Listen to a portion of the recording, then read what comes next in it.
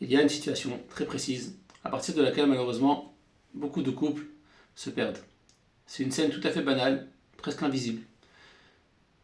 C'est l'un des deux membres du couple qui se plaint de quelque chose qui le préoccupe, quelque chose qui lui pèse, et l'autre, tout de suite, pour l'aider, lui apporte des solutions.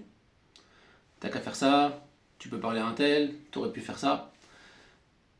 Et là, celui qui s'est plaint, ou celle qui s'est plainte, se bloque. Pourquoi? Parce que ce qui était attendu, c'était pas des solutions, ce qui était attendu, c'est simplement d'être entendu, d'être écouté, que la plainte, elle soit accueillie.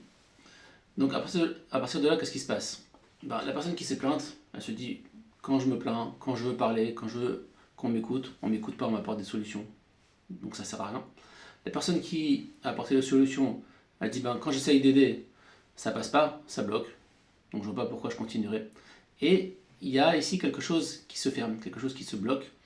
Et à partir de là, on va malheureusement moins se parler, on va moins se livrer. Pourquoi? Parce qu'on sent que ça va pas passer.